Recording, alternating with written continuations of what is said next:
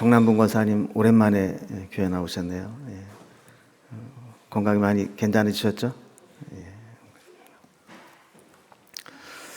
우리나라 속담에 안방에 가면 시어머니 말이 맞고 부엌에 가면 며느리 말이 맞다는 말이 있습니다. 사람은 다 자기 입장에서 이야기를 하기 때문에 어느 한쪽 말만 들어서는 이 사태의 진상을 파악하기가 어렵고 양쪽 말을 다 들어봐야 어느 쪽 주장이 맞는지를 판단할 수 있다는 뜻입니다. 오늘 본문에 보면 야곱과 라반이 서로 만나서 이야기를 나누는 가운데 서로 자기의 입장에서 이야기를 하는데 이 양쪽 얘기를 다 들어봐야 됩니다. 그래서 지난 시간까지 우리가 있었던 내용을 한번 잠깐 정리를 해보면 야곱은 외삼촌 라반의 집에서 20년을 머물다가 이제 독립을 해서 나오게 됩니다. 그런데 이 나오는 과정이 그렇게 썩 모양새가 좋아 보이진 않았죠. 겉으로 보기에는 야반도주처럼 보였는데 사실은 이제 떠나라 하는 하나님 말씀을 듣고 순종하는 영광의 탈출과도 같은 모습이었습니다. 이름을 뭐라고 붙이든 간에 야곱은 그의 가족들과 재산을 다 챙겨서 라반의 집을 떠나오게 되었고 이 사실을 알게 된 라반은 야곱을 추격하기 시작했습니다. 야곱이 아주 죽어라고 도망을 쳐서 이 야복강만 딱 건너면 이제 그 가나안 땅 그곳으로 들어갈 수 있는 바로 그 앞에 길르앗 산지까지 도망을 왔는데 그만 이 라반이 추격대를 만들어서 그곳에서 이제 따라잡게 된 것이죠. 이렇게 해서 이제 서로 만나게 됐어요. 이 만남이 얼마나 어색했겠습니까? 그럼 생각을 한번 해보세요. 야곱은 도망치듯 나왔고 라반은 그를 붙잡으러 가서 바로 그 야복강 앞에 길르앗 산지에서 딱 붙잡은 겁니다. 자, 이렇게 만났을 때 사실 돌아보면 이게 철천지 원수도 아닌데 한쪽에서는 생이별을 하듯이 몰래 도망을 쳐 나오고 또 한쪽에서는 그들을 잡겠다고 추격대를 만들어서 쫓아오고 이래서 만났으니 이게 얼마나 어색한 만남이 됐겠어요. 자, 라반이 먼저 야곱에게 포문을 열었죠. 먼저 이렇게 떠나는 것은 부당한 일이다 라고 꾸짖으면서 이야기를 했습니다. 그러면서 이런 행위는 라반을 속인 것이고 라반의 딸과 재산을 칼로 사로잡아 가듯이 끌어간 것이다. 이렇게 이 야곱에게 이 잘못을 이야기를 합니다. 두 번째 이야기한 것은 만약에 네가 정식으로 떠난다고 했더라면 내가 입 맞추고 축복해서 보냈을 텐데 왜 그렇게 몰래 인사도 못하고 떠나게 했느냐 이렇게 이야기를 한 거죠. 여기까지는 보면 사실 새빨간 거짓말이죠. 자기가 속여왔던 것이고 또 만약에 간다고 했으면 라반이 곱게 보내줬겠어요. 자, 그리고 이제 세 번째 이야기는 그러면 도망갈 때 가더라도 왜 우리 집에 수호신인 드라빔을 훔쳐갔느냐 이런 이제 추궁을 하는 거죠. 나중에 알고 봤더니 라헬이 숨겨가지고 왔는데 야곱은 그것을 몰랐고 또 다행히 들키지 않아서 이 드라빔 도난 사건은 풀리지 않는 미제 사건으로 남게 되었죠. 자, 그리고 마지막으로 라반이 하고 싶지 않았던, 인정하고 싶지 않았던 한 가지 이야기를 또 합니다. 29절에 보면 너를 해할 만한 능력이 내 손에 있으나 너희 아버지의 하나님이 어젯밤에 내게 말씀하시기를 너는 삼가 야곱에게 선악간에 말하지 말라 하셨느니라 그랬습니다. 이게 무슨 얘기예요? 라반이 처음에 야곱을 추격하러 출발했을 때는 잡히기만 하면 그냥 안 두겠다고 작정을 하고 왔다는 거예요. 그런데 그날 밤에 하나님이 나타나셔서 야곱을 해치지 못하도록 하셨다라는 겁니다. 그러니까 라반은 정말 이 야곱을 보내고 싶지 않았어요. 어떻게 하든지 끝까지 붙잡아 두면서 이 야곱을 이용해서 자신의 재산을 더 불리고 싶었던 것이죠. 마치 애굽왕 바로가 이스라엘 백성들을 종살이 시키면서 내어주지 않으려고 했던 것과 같은 겁니다. 바로 역시 10가지 재앙과 마지막에 장자의 죽음의 재앙을 맞이하기 전까지는 어떻게 하든지 이스라엘 백성들을 내보내려고 하지 않았어요. 그러나 이렇게 하다가 내가 죽겠구나 싶은 단계까지 오고서야 내보내 주었던 것과 마찬가지로 라반도 어떻게든지 야곱을 붙잡으려고 했고 여기까지 쫓아왔지만 하나님께서 밤에 꿈속에 나타나서 너 야곱을 어떻게 하면 네가 내 손에 죽을 거야 하면서 아주 밤새도록 시달리도록 만들었던 것이죠. 여러분, 여기까지가 이제 라반의 입장입니다. 이걸 보면 여러분 사실 우리에게도 애굽의 바로와 같은 존재, 또 하란의 라반과 같은 존재가 우리에게 있을 수 있습니다. 그것은 세상을 주관하고 있는 악한 영들입니다. 이 사탄은 세상을 믿기로 우리를 세상에 아주 좋아 보이는 것들로 세상에 묶어두려고 하고 있습니다. 세상이 마치 우리에게 필요한 것들을 제공해 줄 것처럼, 우리가 좋아하는 것들을 세상에서 다 줄 것처럼 이 세상에 화려한 것들을 보여주면서 너 하나님에게 가봐, 이런 거 내게 안 돼. 그러나 세상에 있으면 여기에서 네가 필요한 거 다 얻을 수 있어 하면서 계속해서 우리를 놓아주지 않고 세상에 묶어두려고 한다라는 것이죠. 그러나 진짜 우리에게 필요한 것을 채워줄 수 있는 것은 세상이 아닙니다. 세상은 우리에게 미혹하고 좋아 보이는 것처럼 보일 뿐이지 진짜 우리에게 만족함을 줄 수 없습니다. 우리의 진짜 필요, 우리에게 진짜 은혜는 하나님을 만나고 하나님에게 나아갈 때만 얻을 수 있는 것입니다. 오늘 본문은 우리에게 이것을 보여주는데 크게 오늘 본문은 두 부분으로 나눠집니다. 먼저 36절에서 42절까지는 이제 라반이 추궁했던 것에 대해서 야곱이 반론을 하면서 라반과 진실 공방을 벌이는 장면이 나오게 되고, 그 뒷부분 43절에서 55절까지는 야곱과 라반이 평화의 언약을 맺는 장면이 나오게 됩니다. 먼저 이 야곱과 반론을 하면서 진실 공방을 벌이는 장면을 살펴봅니다. 자, 이제 라반의 이 추궁을 받고 책망을 받았던 이 야곱이 반격에 나서게 됩니다. 36절에 보면 야곱이 노하여 라반을 책망할세 야곱이 라반에게 대답하여 이르되 내 허물이 무엇이니이까 무슨 죄가 있기에 외삼촌께서 내 뒤를 급히 추격하시나이까 그랬습니다. 여러분 여기 보면 야곱이 노하여 라반을 책망할세 그랬어요. 그러니까 야곱이 노했다, 또 라반을 책망했다. 이 성경에는 이렇게 단순하게 기록을 하고 있지만 여러분 이게 예전 같으면 있을 수 없는 상황입니다. 야곱이 자기 외삼촌이면서 장인인 라반에게 막 화를 냈다, 또 막 책망했다. 이게 있을 수 없는 상황이죠.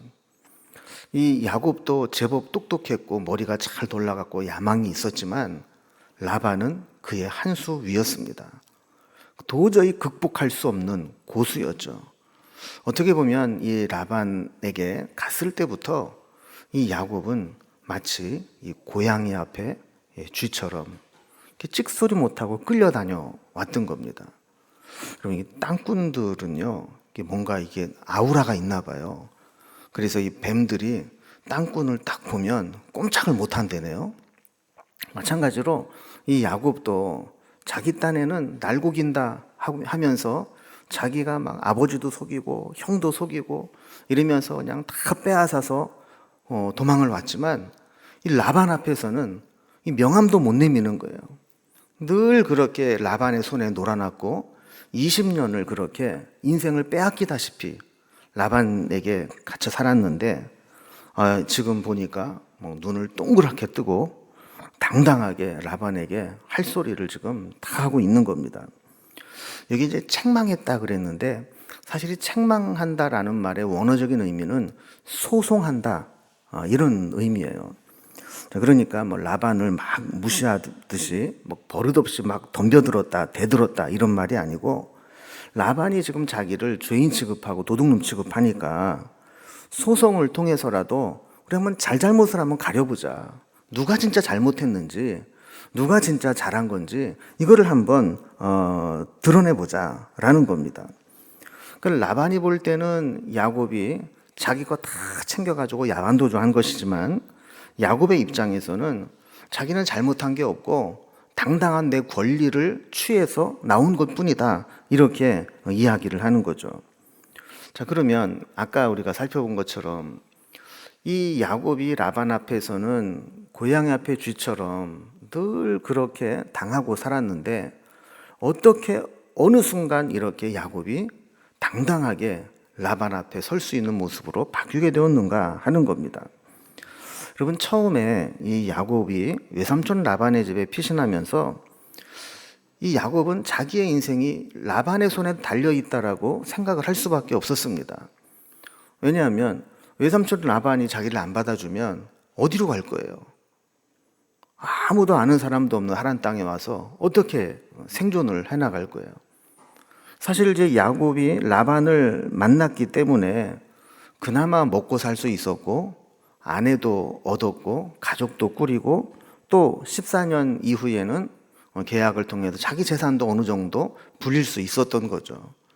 그러니까 그때까지는 사실 현실적으로 라반이 자기를 거두어 주었기 때문에 그래도 부당한 대우를 받긴 했지만 살아남을 수 있었고 라반의 손에 내 인생이 달려 있었다, 이렇게 끌려다니면서 살아왔던 겁니다. 그런데 그가 어느 날 하나님의 음성을 듣고 이제 아버지의 집으로 돌아가라 라는 음성을 듣게 되었을 때 그가 베델에서 하나님을 만나던 사건을 기억하고 돌아가야 되겠다라는 마음을 먹게 되면서부터 이 야곱은 생각이 바뀌기 시작한 겁니다. 내 인생은 라반에게 달려있는 게 아니라 하나님에게 달려있는 것이다. 내가 두려워할 자는 라반이 아니라 하나님이다. 이것을 깨닫게 된 겁니다.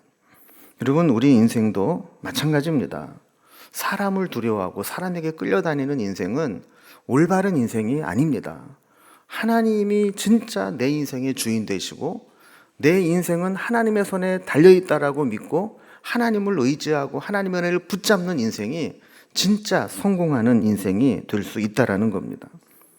야곱이 이 사실을 깨달았을 때 라반 앞에서 주눅들지 않고 당당하게 하나님을 의지하고 자신의 인생을 새롭게 살아갈 수 있게 된 것입니다.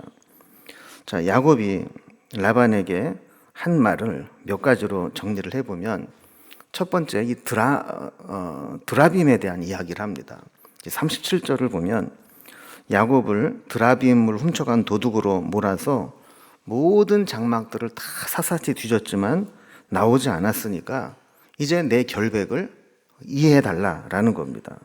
그러면서 필요하다면 내 형제든지 당신의 형제든지 좀 배심원으로 좀 꾸려서 한번 누가 잘못했는지를 한번 보자라는 거예요. 자, 그리고 두 번째는 38절 이하에서 자기가 이렇게 외삼촌 집에서 나오게 된 것에 대한 정당성을 변론을 합니다. 야곱은 라반에게 빚진 것이 없고 당당하다라는 거예요. 지난 20년 동안 자기가 외삼촌의 집에서 한 일들을 나열을 합니다. 야곱이 라반의 집에서 뭐 했어요? 양떼와 염소떼를 치면서 목자 노릇을 하며 살았잖아요. 보통 이 양을 치거나 염소를 치거나 하는 이 목자들은 이 몇 가지 허용되는 일들이 있었습니다. 어떤 일들이 허용됐느냐 하면 예를 들어서 그 짐승을 이렇게 치는데 잉태를 해서 새끼를 낳게 되잖아요. 근데 이걸 잘 받아야 되는데 낙태를 하는 경우가 있어요, 중간에. 자, 이렇게 되는 경우는 고의성이 없기 때문에 목자에게 그걸 물어내라고 못하는 겁니다. 또 새끼를 낳지 못하는 숫양들은 가끔 잡아먹어도 눈 감아 주었습니다. 그럼 보통 이제 암컷들은 새끼를 낳으니까 이게 재산이 증식이 되잖아요. 그런데 이 숫놈들은 나이 들고 그러면 이게 뭐 이렇게 써먹을 데가 없어요. 그러니까 이런 것들은 양치는 목자가 가끔가다 이렇게 한 마리씩 잡아먹어도 주인이 그냥 이해를 해줬다는 거죠. 그래, 너 고생하는데 그래 하나씩 뭐 먹어도 뭐 그 정도는 뭐 괜찮다 그랬다는 거예요. 또 이 밖에 나가서 양이나 염소를 치다 보면 이 들짐승, 야생 짐승들을 만나게 되면 이제 그것들에게 피해를 볼 수 있잖아요. 그래서 만약에 물려 죽거나 뜯겨 갔거나 이제 그런 경우에는 만약에 그 흔적을 가지고 가면 거기에 대해서 배상을 안 해도 됐다라는 거예요. 아, 네가 열심히 지키려고 했는데 들짐승들 때문에 어쩔 수 없었구나. 그리고 이제 또 증거가 없는 경우도 있죠. 어떤 경우예요? 도둑 맞은 경우. 이런 건 뭐 어떻게 뭐 CCTV가 있는 것도 아니고 밤이나 낮이나 와서 누가 자기 양떼나 염소떼 중에서 도둑질을 해가면 그거 물어줘야 되잖아요. 그런데도 불구하고 진정성만 있다면 주인은 야, 그거 그냥 내가 손해보고 말게 이러고 그냥 넘어가 주었다는 거예요. 여러분 사실 이 정도는 좀 이해를 해줘야 뭐 양을 대신 쳐주든 뭐 염소를 쳐주든 할 거 아닙니까? 그 얼마나 받는지 모르지만 자기가 이렇게 힘써 고생을 하면서 이런 고의성이 없는 손실에 대해서 다 책임을 져야 된다 그러면 그럼 어떻게 그 일을 하겠어요? 그런데 이 야곱은 어떤 경우에도 라반에게 손해가 되는 일은 안 했다는 겁니다. 얼마나 아주 철저하게 새끼를 받았는지 낙태되는 일이 없이 다 받아냈어요. 또 심지어는 수량이라고 해서 한 마리도 잡아먹은 적이 없어요. 그리고 일하면서 어쩔 수 없이 생겨나는 손실도 주인에게 돌리지 않고 다 물어냈다는 거예요. 39절에 보면 이 라반이 얼마나 가혹하게 했는지를 살짝 드러내는데 이제 이런 말씀이 있어요. 외삼촌이 그것을 내 손에서 찾았으므로. 그러니까 이제 고의성이 없이 일하면서 어쩔 수 없이 일어나는 손실에 대해서도 외삼촌이 다 찾았다는 거예요. 책임을 추궁했다는 거예요. 그러니까 야곱은 뭐 설령 짐승에게 찢겨서 죽거나 뭐 도둑을 맞거나 아니면 사고가 났거나 이래도 일절 외삼촌에게 얘기하지 않고 다 자기가 물어냈다라는 겁니다. 40절에 보면 야곱이 그동안 얼마나 고생을 하면서 라반을 위해 수고하고 라반의 재산을 불려줬는지를 이야기합니다. 내가 이와 같이 낮에는 더위와 밤에는 추위를 무릅쓰고 눈 붙일 겨를도 없이 지냈나이다 그랬습니다. 여러분, 일을 시키는 사람은 뭐 쉽게 말만 하면 되지만 일을 해야 되는 입장에서는 이게 참 어려운 일이 있습니다. 양치는 게 바로 그런 거죠. 그냥 야, 양 쳐.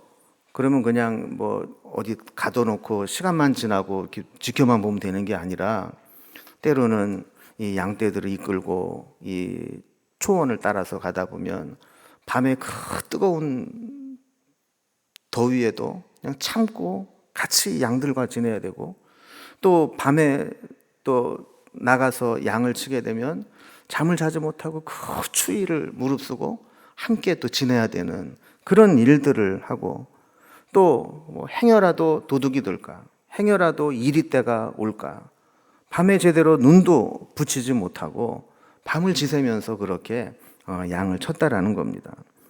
자, 이렇게 하면서 라반의 재산을 불려주었고 수고를 했다면 사실 이 야곱이 떠나간다고 했을 때 라반이 그냥 돌려보내면 안 되죠. 야, 그래도 네가 우리 집에 와서 우리 재산이 이렇게 늘어났고 부자가 됐는데 네가 정말 간다고 하면 어떻게 내가 그냥 보내겠냐. 너 그리고 집에 갈 때 어떻게 그런 모습으로 가겠냐. 그래도 밖에 나가서 고생하고 그래 성공했다는 소리 듣고 그래도 큰 부자가 돼서 돌아왔다고 그래야지 너도 좀 명분이 있을 거 아니냐. 그러니까 네 것만 가져가지 말고 이것도 좀 가져가라. 그래서 막 챙겨줘야 이게 어른 아닙니까? 외삼촌이고 장인이고 그러면 그렇게 보내야 될 텐데 그렇게 하지 않았다는 거예요. 그러면서 더 기가 막힌 일은 야곱이 라반을 위해서 20년을 봉사하며 섬겼는데 정작 라반은 그렇게 계약을 맺고도 품삯을 10번이나 바꿨다는 거예요. 자기에게 유리한 쪽으로 이렇게도 바꿔보고 저렇게도 바꿔보고 계속해서 자기의 이익만 챙겼다는 겁니다. 그러면서 명색이 장인이고 외삼촌이라는 사람이 20년 동안 나한테 한 일을 한번 생각해 보라는 거예요. 그러면서 42절에 보면 이 요즘 말로 야곱이 외삼촌에게 한마디 먹입니다. 뭐라고 먹이느냐 하면 우리 아버지의 하나님, 아브라함의 하나님, 곧 이삭이 경외하는 이가 나와 함께 계시지 아니하였더라면 외삼촌께서 이제 나를 빈손으로 돌려보내셨으리이다마는 하나님이 내 고난과 내 손의 수고를 보시고 어젯밤에 외삼촌을 책망하셨나이다 그랬어요. 아주 똑 부러지는 변론이죠. 외삼촌, 지금까지 외삼촌한테 한 걸 한번 생각해 보세요. 만약에 하나님이 간섭하지 않으셨다면 내가 나갈 때 외삼촌 나 어떻게 보냈을 것 같아요? 빈손으로 너 나가려면 너나 나가 이 자식아 이러고 쫓아내지 않았을까요? 이게 팩트였거든요. 그 라반이 한마디도 못하는 겁니다. 말로는 네가 나가면 그냥 나갔겠냐 어쩌고 저쩌고 얘기를 했지만 야곱이 라반을 모릅니까? 라반이 자기를 모릅니까?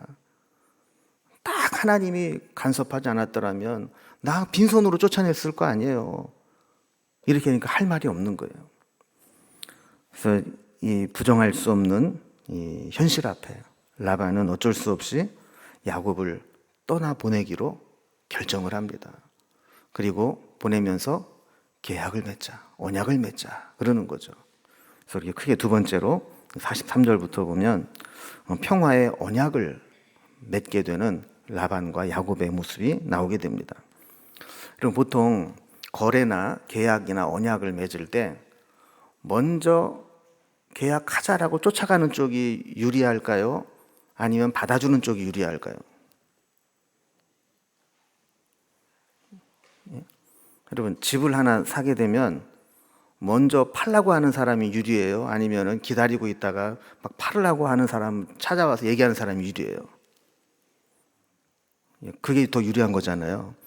그러니까 계약을 맺으면 계약을 먼저 맺는 사람이 불리할 수밖에 없어요. 여러분, 오늘 본문을 보세요. 누가 먼저 계약을 맺자고 얘기를 해요? 라반이 먼저 언약을 맺자고 얘기를 하는 거예요. 그래서 44절을 보면 이제 오라 나와 내가 언약을 맺고 그것으로 너와 나 사이에 증거를 삼을 것이니라. 그래서 라반이 먼저 어쩔 수 없다.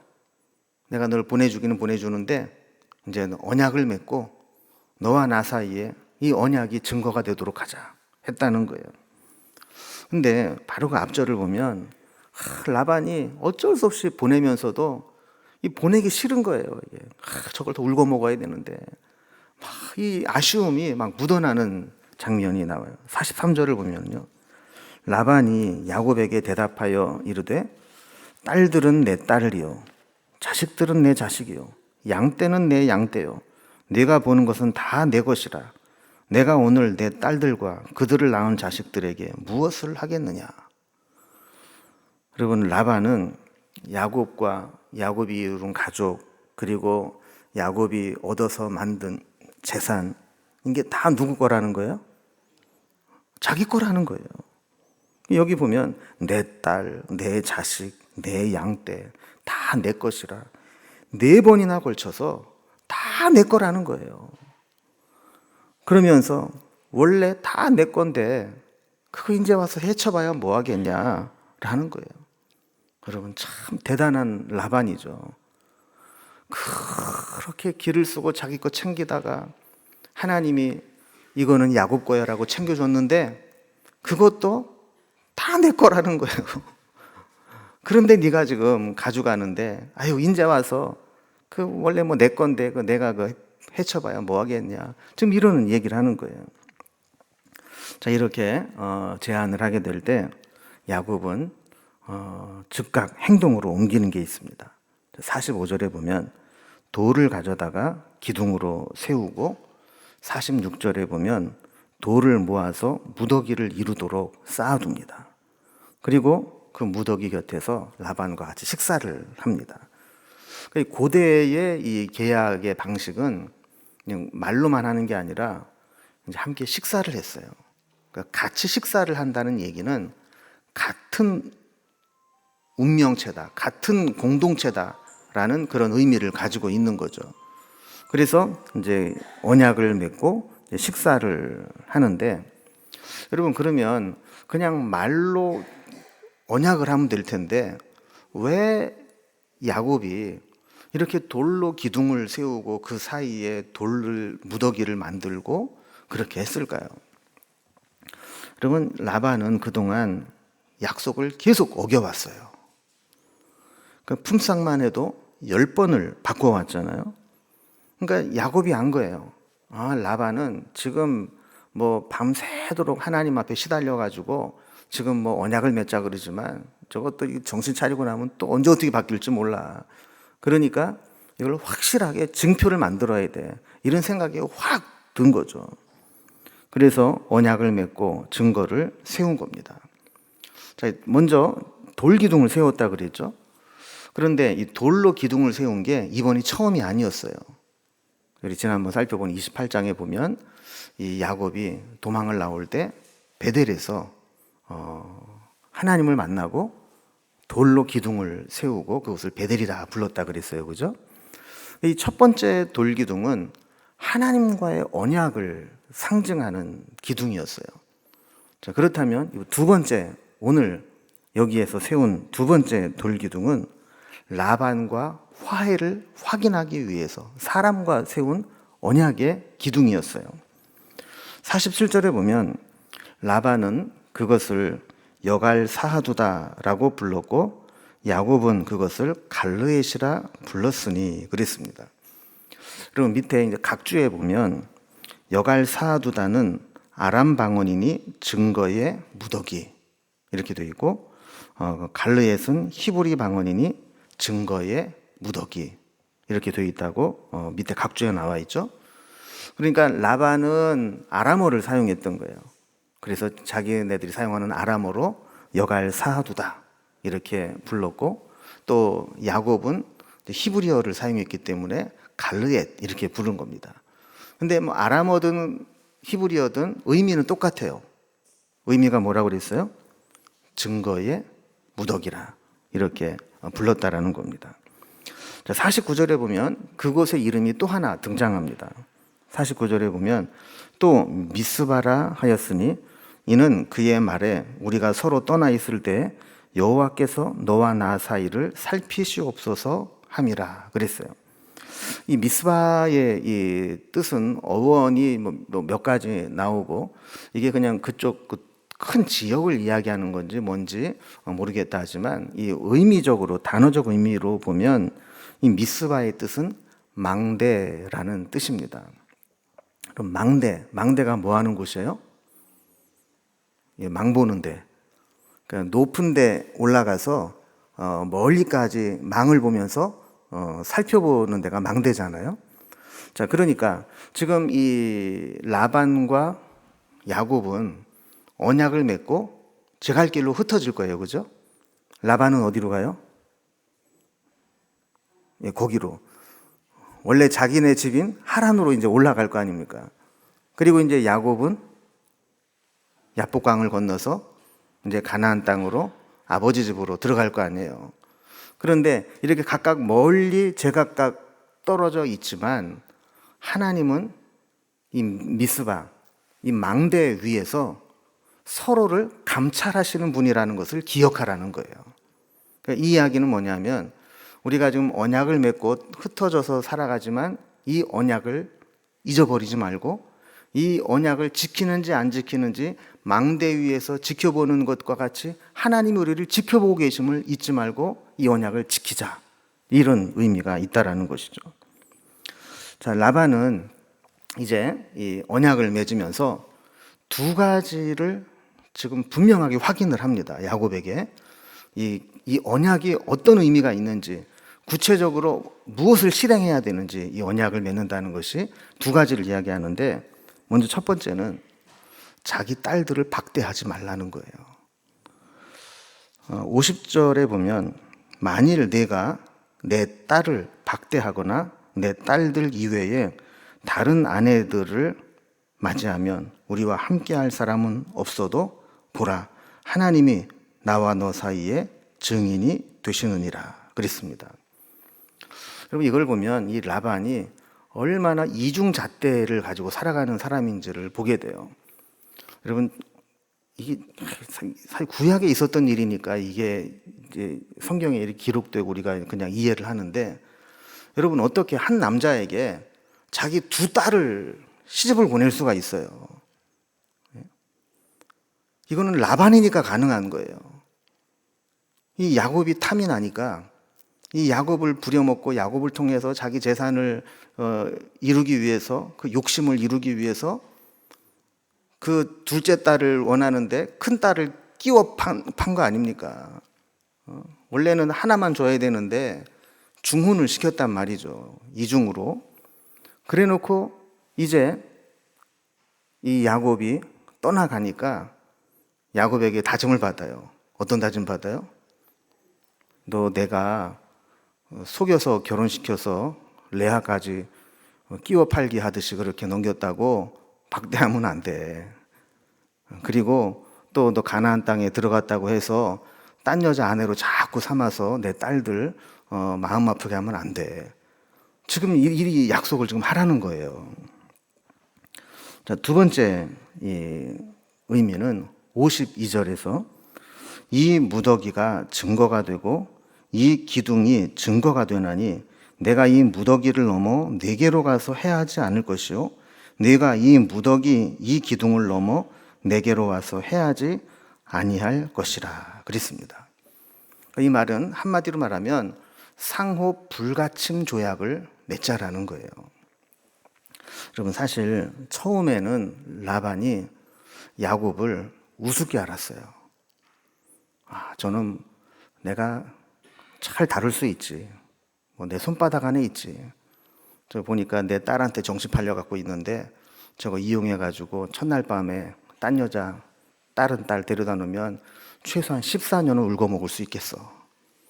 그리고 간다고 그러는 거 붙잡아서 이렇게 품삯 바꾸고 그러면 또 몇 년은 또 내가 붙잡아 둘 수 있겠어. 그러면서 자기 손바닥 안에 있다고 생각을 하면서 야곱을 이용해 먹을 대로 이용을 해 먹은 겁니다. 그리고 이 야곱이 집을 가겠다고 다 끌고 나갔을 때 아주 괘씸해가지고 막 분노해서 저놈 잡히기만 하면 내가 아주 그냥 박살을 내놓고 딸들하고 재산들 다 끌고 올 거야. 막 이런 마음으로 갔을 거예요. 그런데 그가 이 길라 산지에서 밤에 하나님을 만나고 생각이 바뀝니다. 저놈은 저놈 하나가 아니구나. 저놈 뒤에는 하나님이 계시는구나. 저놈 잘못 건드렸다가는 내가 내 명에 못 사는구나. 이거를 깨닫게 된 것이죠. 그래서 지금은 비록 이렇게 내 재산 가운데 어느 일정 부분 갈라가는 그런 입장이지만 나중에 제가 하나님의 힘을 힘입어서 만약에 큰 힘을 얻게 되고 그동안 나한테 20년 동안 당했던 것을 복수하겠다는 마음을 가지고 쫓아오게 되면 그때는 내 거 다 빼앗길 수 있겠다. 이런 마음이 든 거예요. 그러니까 이 돌무더기를 딱 세워놓고 야, 이게 우리 증거야. 나도 이쪽으로 안 넘어갈 테니까 너도 이쪽으로 넘으면 안 돼. 네가 힘이 세져서 이렇게 확장을 해 오다가도 이 돌무더기를 딱 보면 딱 여기까지야. 이렇게 그 계약의 내용을 구체적으로 이제 실행에 옮기도록 한 겁니다. 여러분, 우리에게 그러면 이 여갈 사두다 갈르엣이 어떤 의미가 있을까 하는 게 사실은 중요한 거죠. 옛날에 뭐 그런 일이 있었다. 이것으로 뭐 또 우리가 뭐 은혜가 되긴 하지만 우리에게 이 여갈 사두다 갈르엣은 무엇일까? 여러분, 그것은 십자가입니다. 아까 우리가 이제 말씀을 나누면서 이 라반과 같은 존재, 이 하란과 같은 존재가 뭐라고 그랬어요? 이 세상을 주관하는 악한 영이라 그랬죠, 그죠? 여러분, 우리에게 이 여갈사두다는 예수 그리스도의 십자가입니다. 이 십자가가 하나님과 우리 사이에 징표가 되는 겁니다. 그래서 악한 영들이 우리를 시험해 오고 우리에게 다가올 때 우리가 십자가에 그 하나님과의 언약의 증표를 딱 세워놓으면 악한 영들이 더 이상 우리에게 다가올 수 없습니다. 또 반대로 우리가 옛날이 그립고 옛날이요 하면서 옛날에 놀던 세상이 그리워서 세상으로 나가려고 하다가도 십자가를 딱 보게 되면 우리가 갈 곳은 여기까지. 설령 우리가 세상의 마음이 잠깐 흔들렸다 할지라도 우리는 이 이상을 넘어가면 안 돼. 그리고 다시 하나님께로 돌아설 수 있는 그 기준이 바로 우리의 여갈 사두다고 갈르이시고 십자가라는 겁니다. 여러분, 그래서 우리는 예수 그리스도를 믿고 십자가를 붙드는 순간 우리는 더 이상 하나님과 세상 사이에 양다리를 거칠 수 없는 존재가 된 것이고, 다시 세상으로 돌아갈 수 없는 루비콘강을 건넌 것과 같이 이제는 다시 돌아갈 수 없는 존재가 된 것입니다.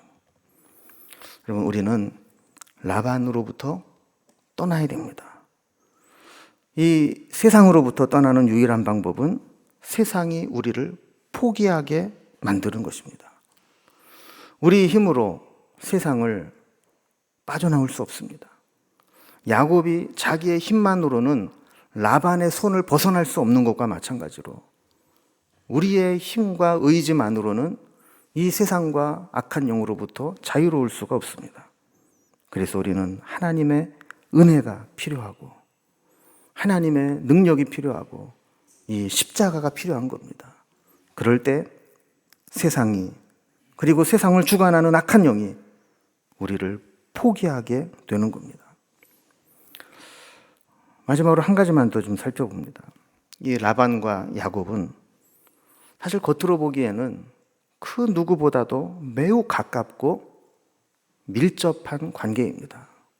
여러분, 그렇지 않습니까? 외삼촌이고 장인이에요. 얼마나 가까운 사이예요. 그런데 함께 지냈던 20년의 세월을 보면 서로 속고 속이는 관계가 되었습니다. 라반은 계속 야곱을 이용해 먹고 속입니다.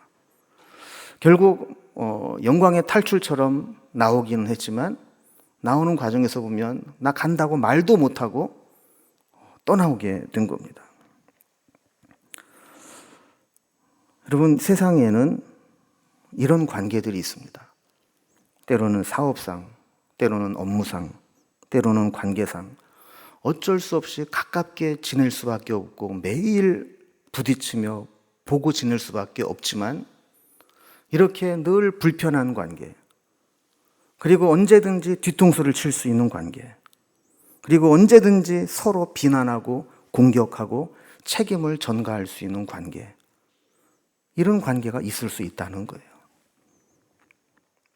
더 심각한 문제는 교회 안에도 이런 관계가 있을 수 있다는 것이죠. 같이 하나님의 일을 하고 같이 하나님의 나라를 세워나가는데도 불구하고 서로 껄끄러운 관계, 원망하는 관계, 책임을 전가하고 비난하는 관계, 이런 관계가 될 수 있다는 것이죠. 라반과 야곱이 여갈 사두다에서 또 갈르앗에서 화해의 언약을 맺고 그들이 서로 감찰하시는 하나님을 두려워하며 살았던 것처럼 우리도 우리의 모든 관계들을 돌아보면서 서로 화해하고 또 화해의 징표를 세우고 그 언약을 이루며 살아가는 그런 사람이 되어야 될 줄로 믿습니다. 우리가 그리스도를 영접하면서 우리는 더 이상 세상에 속한 사람이 아닙니다. 그러나 천국에 가기 전까지는 세상에서 살아야 합니다. 우리가 이 세상에서 어떻게 살아가야 하는가, 이 세상에서 어디까지 갈 수 있는가에 대한 이정표가 아까 살펴본 십자가입니다. 우리가 세상에서 세상 사람들과 같이 살아가다가도 어느 순간 십자가를 보면 그것이 우리의 언약의 징표가 되어서 다시 우리의 자리를 되찾을 수 있는 은혜가 있기를 주님의 이름으로 기원합니다. 기도하겠습니다.